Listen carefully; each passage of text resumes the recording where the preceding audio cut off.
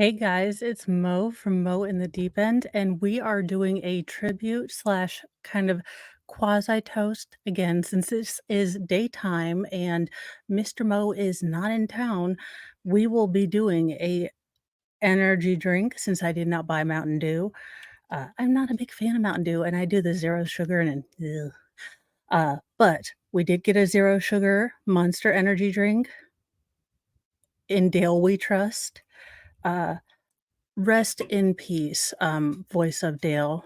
But yes, that's right, Johnny Hardwick, the voice of Dale Gribble slash Rusty Shackelford on King of the Hill has passed away, so I figured we would do a toast to him and kind of go into why I really like Dale, and then do a kind of reaction to some of his best moments.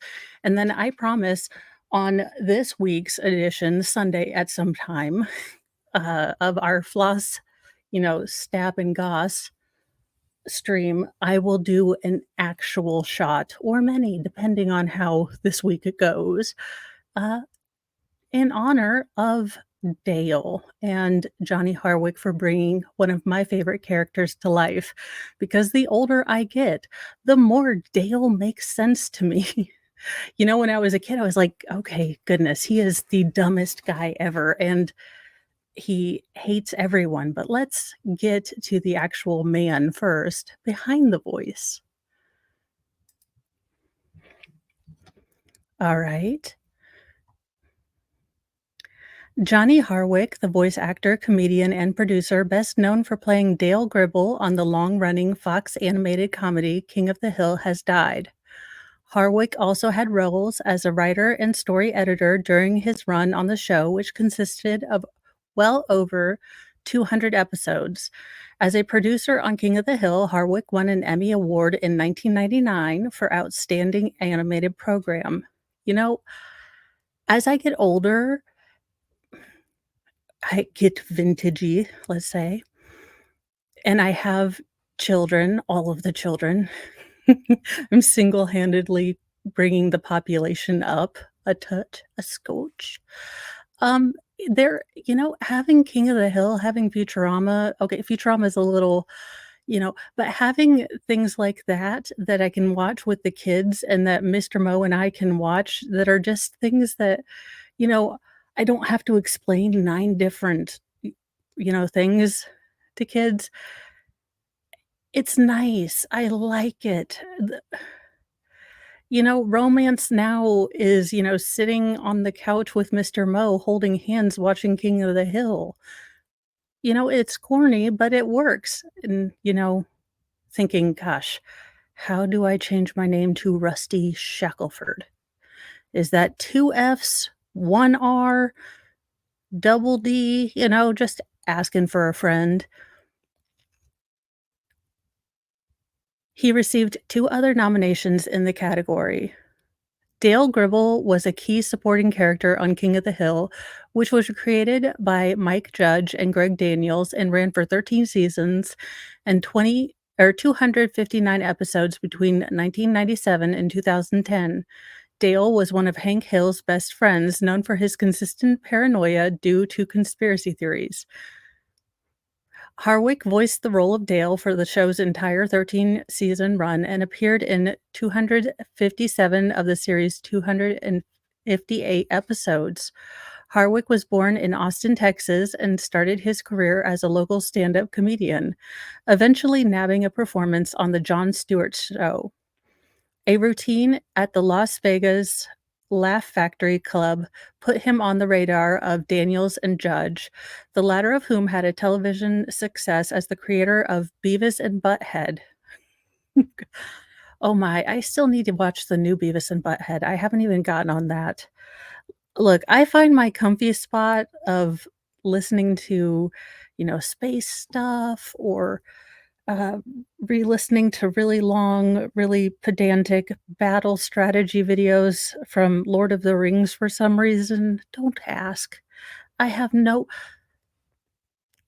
I have no explanation as to what my mind chooses to think is awesome. So I cannot explain to you what it is. but I do need to see the new Beavis and Butthead.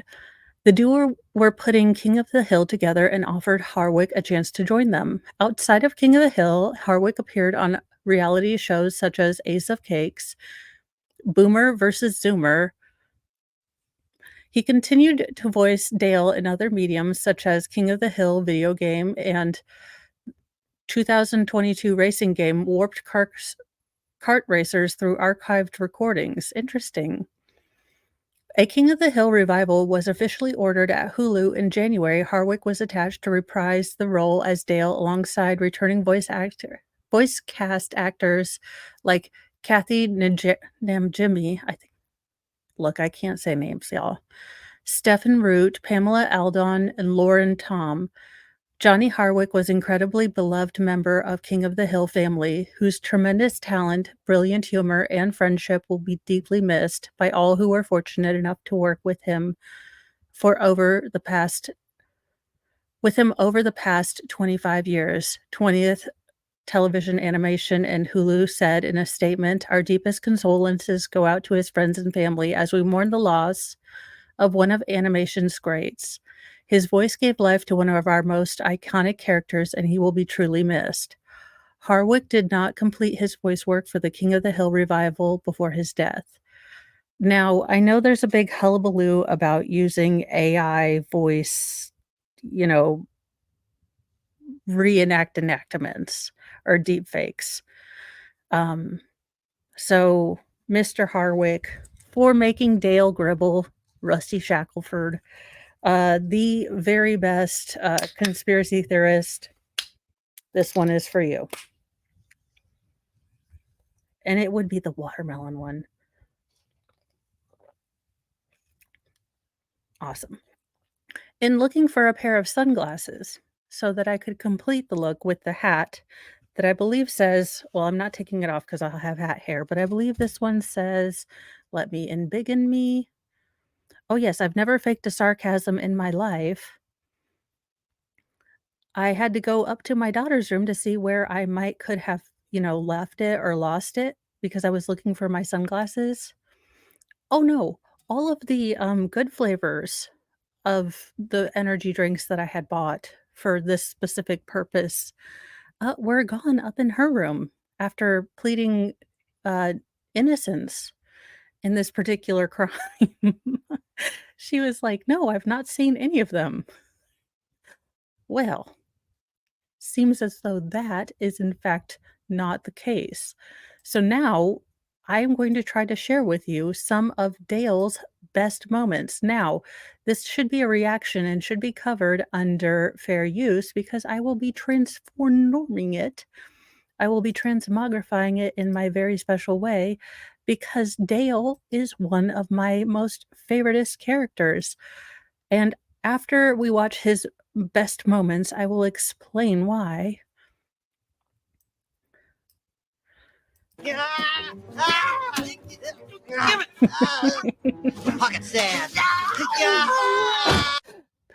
Because like me, I mean, if you're a mom, if you're a woman, if you're, me and have watched, all of the Hannibal Lecters, you may or may not have pocket sand, or you have thought, in your spare time, or when you're wide awake at 3 AM, you're like, if I had to, I could use my nail clippers in my purse as a weapon. Should ninjas attack? I'm just saying, every woman has done it. 3 o'clock in the morning, you can't sleep. You're like, if I'm in a Steven Seagal movie someday, I have nail clippers. I'm going on the hunt. Trick or treat! Trick or treat! Boo! I am a high-priced Washington lobbyist peddling influence. Who wants candy? Shit, the scariest thing I've seen forever. Have you ever tried to put together a trampoline?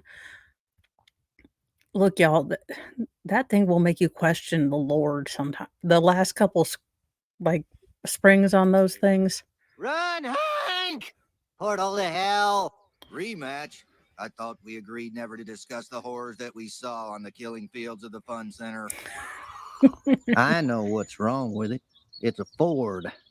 You know what they say Ford stands for, don't you? It stands for fix it again, Tony. You're thinking of a Fiat, Dale. You know, we all have that friend. We all have the friend, and it's usually me because I can't spell. And I'm like, wait a minute. I have a great idea for this one. I have a rejoinder. And nope, that's the wrong one. Fix it again.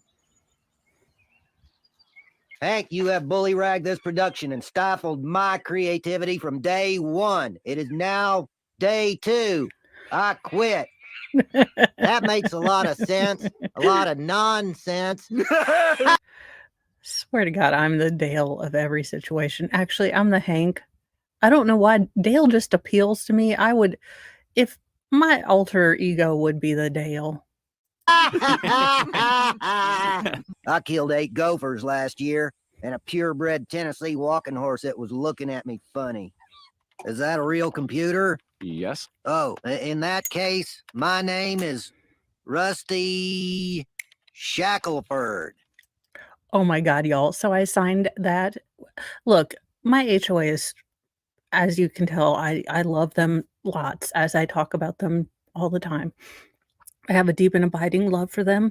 So I go to the meetings just to stress out the president, to be honest with you, at this point, because he questioned my intelligence, and you don't question the intelligence of a fake redhead with an axe to grind in free time. Well, not free time, but just will hold a grudge and takes copious notes to make you afraid that she's gonna sue. Most of them are just personal attacks at this point because I don't like them. I mean, I love them. Any hoozle. So I go in there and I am generally the only one that goes in and attends, but I still have to sign attendance, which is dumb. Cause y'all, and I use this word sparingly, but literally, not figuratively, but in fact, literally, I am the only one in there besides the board, and I have to sign in for attendance. So I sign Rusty Shackleford because I am awesome and hilarious. So the same woman who has seen me every single meeting for like 2 years calls and says, "Do you know a Rusty?" Y'all, I can't. I can't. I was like, "No, no idea." I said, "You guys," I said, "Have you ever seen King of the Hill?" And the joke is so fun when you have to explain it. Shackleford. You half-wits could be looking at jail time. My name is Shackleford, Rusty Shackleford. I refuse to speak without my attorney present. Holy shit, this is why I love him. He is the only person in our recent memory that has not talked without an attorney present. I'm Mr. Shackleford's attorney, Okay, Rusty Shackleford. My client pleads insanity. Let me take this opportunity to introduce the band. On keyboards, the big D himself, Rusty Shackleford. Dale Gribble? Maybe. Who's asking? Rusty Shackleford. What? It's me, Dale. But that's impossible. Rusty died in 3rd grade. I didn't die. I moved. You need to stop. I'm sorry, Rusty Shackleford, should you really exist and you really did want to come to my HOA meeting, allegedly you did attend, I will forthwith withdraw your attendance to each and every HOA meeting that I attend. Stop using my name, Dale. I am not using your name, and I am not Dale. Come on, Dale. You're smoking the same brand of cigarettes you did in the 3rd grade. Get off my property, whoever I am! Whoa, Dale, this bridge goes into Mexico. Whoops, did I make a wrong turn? All right, let me try to spin around. Nope. Not yet. Now? Nope. Oh, well, we're in Mexico. What are you gonna do? All right, Twister. It's just you and me now. 10 years ago, you took my shed. Did you think I'd forget that? Come on, bring it on. This might be the most Texas and male thing that has ever been put into cartoon history. I mean, I believe I can see well, every single person we've seen in court in Florida possibly do this. No, please, let me go. This Well, is no time for jokes, Boomhauer. This tornado's already classified at level 2 on the Fujisaki scale. A storm that strong will send an egg through a barn door. 2 barn doors if one of them's open. What would a level 3 do, Mr. Gribble? Level 3 will send an egg through a brick wall. Tornado chasers call it Humpty's revenge. I'll be in my What the think hole. see, I don't know why it is that Mr. Mo will just not make me my own bunker or think hole. It's like he doesn't understand my needs. E Simply, this is my love for Dale. He has his own basement chock full of all the things that he needs, smokes, Mountain Dew, a bunker. Yeah. Not the Mountain Dew, Yeah. not the smokes. How could you do this to me, Puff Puff?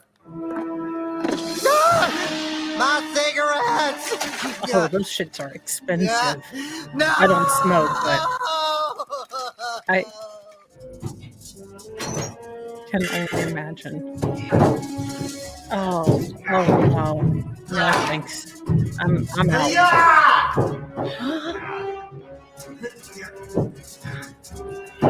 Okay. Well, no, I'm fully out at this point. Sha! You're part of a 12-headed jackass! This chorus is the feces that is produced when shame eats too much stupidity!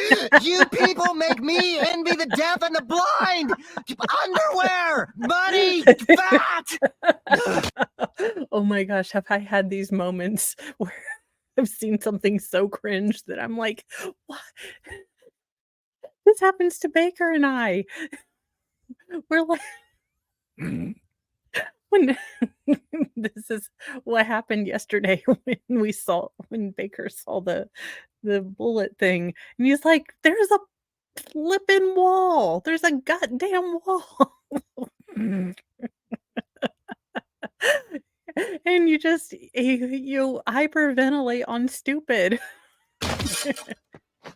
And the pockets are big enough for an umbrella. Sha! Joseph will love it. Quit screwing around with my mower. You gotta be kidding. I don't kid about my mower. Now get inside and start massaging my wife. Computers Oh, dear don't make errors. What they do on purpose. I mean, the man might not catch everything, but his stance on computers seems level best if you ask me. But then again, I believe that all computers have a deep and abiding grudge against me and are simply not working as a plot to make me appear less competent than I am. It's not my fault. I'm a genius. The computers are against me. Seriously, of course they are. By now, your name and particulars have been fed into every laptop, desktop, mainframe, and supermarket scanner that collectively make up the global information conspiracy, otherwise known as the Beast. Y'all, at this point, I'm gonna go ahead and put my tinfoil on and explain to you what I think. This is my conspiracy theory, so take it with all the pounds of salt that you want, and feel free to not listen to me because I am not a life coach, I'm not your pastor, and Lord help you if I am your cult leader in the Church of Mo, okay? Anywho, I believe that Trey Parker, Matt Stone, and Mike Judge were able to go ahead in the future and see this absolute dumpster fire that the country has turned into nay, the world has turned into. However, there was a catch, and they're coming back to warn us. They had to put everything into farce, and into, it had to be satire. They had to make it look like comedy. They couldn't tell us outright or something paradox, you kill your grandpa or something. I don't know. Something crazy science thing, M. Night Shyamalama thing. So they tried to warn us. They tried. And yet, has he said anything wrong in this entire little spiel here? Hey, I know what's wrong with your truck. It's your quote-unquote pollution controls. I heard on talk radio you don't even need them. They're just an egghead government plot. How is cutting down on pollution a government plot, Dale? Open up your eyes, man. They're trying to control global warming. Get it? Global. So what? That's code for UN commissars telling Americans what temperature it's going to be in our outdoors. I'll say, let the world warm up. See what Boutros, golly thinks about that. We'll grow oranges in Alaska. Dale, you giblet head. You know, I'm not saying.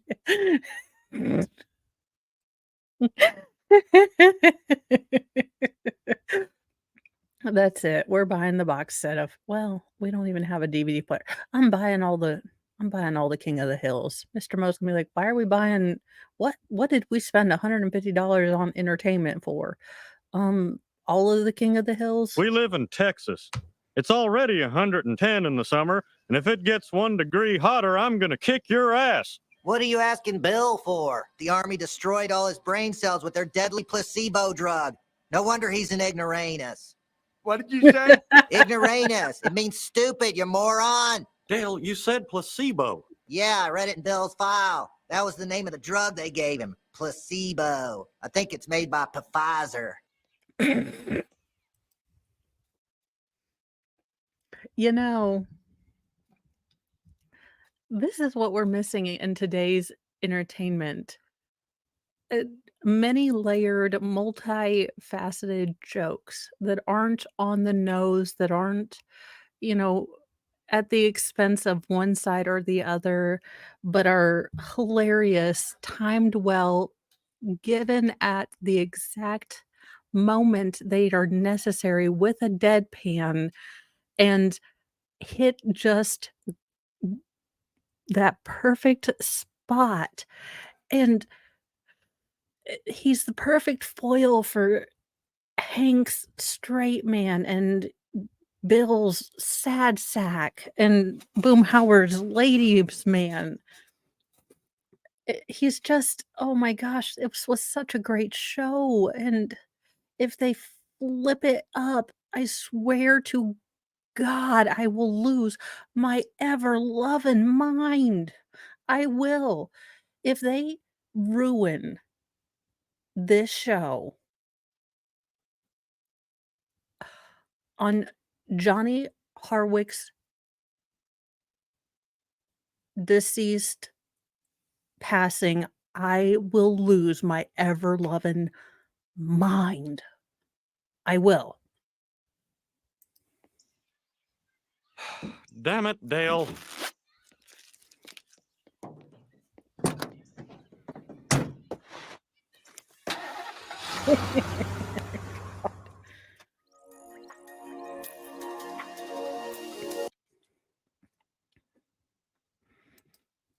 So there you have it. Those are some of Dale's best moments. And now I'm going to tell you why I like Dale so much. And I think it's changed since I was a kid because when I was a kid or when I was younger as a teen, I liked him for the very obvious reason that he is a conspiracy theorist of everything. And he, just most noticeably doesn't realize that John Redcorn is plowing the crap out of his wife, just going to married time town every night on the hour, massaging the hell out of Nancy, just making sure she is just all relaxed. It tickled me pink, and at that time, I was, very much part of the, kind of ironic humor, that kinda thing. very, ah, ha, ha, ha, idiot man, doesn't know that his wife, stupid guy. But as I get older and as I have kids and that kind of thing, Dale has become such an endearing character. And I'll explain that a little bit. Here's this man who questions and tears apart and is suspicious of every single minute thing around him. He trusts nothing, not one thing around him, from the supermarket to global warming to butter to, anything. But the one thing that he does trust beyond all reason, beyond, blatant in your face, evidence to the contrary are the people around him, his wife, his family. I mean, beyond like his kid having a permatan, a la me, myself, and Irene. He refuses to see within his circle of trust any sort of betrayal. And how absolutely endearing, how genuine is that?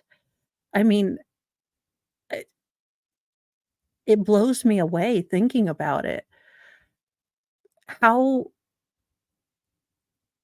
you know, to think about the fact that he, kind of sticks with his friends. His friends, he's always kind of the foil that he lets his friends joke about, all his conspiracy theories. He's kind of in the background. He doesn't, get upset when they kind of joke about him. He's always there. He's okay, he's an ass most of the time. He does revenge. He's quick to anger, when he feels like he's slighted. I'm not gonna lie. He does a lot of ridiculous things too. But when you see him interact with Joseph, when you see him give his last, $5 bill in one episode to Joseph, when you see him, Joseph is into sports and Dale is obviously, was not a sports person, if you will, in high school and, isn't one in his adulthood, but, supports and goes to every game for Joseph.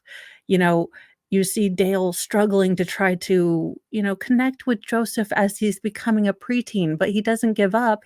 Just tries to find different ways. I mean, it, as an adult, as I rewatch these episodes, Dale becomes so endearing in some of these. I mean, to the point where he really does become one of my favorite characters because he even helps John Redcorn, this man who, you know, very topically on the surface, he should have, I mean, if he were to find out, he should have a deep, long-lasting grudge against him if he could ever figure out he was cheating with his wife for forever and fathered the child he's been caring for all these years. But he helps him get his land back, and, you know, is so open to inviting people into his circle of trust that John Redcorn, despite, wanting to have more of a relationship with Joseph, he still gets to spend time with them on Thanksgiving and, other gatherings. So those are the reasons that, apart from just being hilarious and a conspiracy theorist, which I love, you know, those are the things that as I've gotten older really have resonated with me for Dale. I just thought, I think, what what it must be like to really have written a character with that dichotomy, that, you know, deep question and skepticism of everything around you, but that deep, also immense loyalty and unquestioning faith almost in the circle of people around you. I mean, you as you go through the series, yes, he has, surface and topical level, squabbles with people and disagreements, but underneath that is a deep, deep faith and loyalty and, you know, just basis of trust that he doesn't it doesn't compute to him that anyone could betray him to a point that they would cheat, and I find that just, to be one of the most endearing things about him when he does some of the more jerky things. So for you, Johnny Hardwick, thank you so much for making a character that really is one of the best that I have seen in animation, and you will be very missed. I hope that they can find someone that is half as good as you, but you will be very missed. Y'all, please like and subscribe, and have a wonderful day. Do one small thing to be better than you were yesterday, and I will see you in a little bit.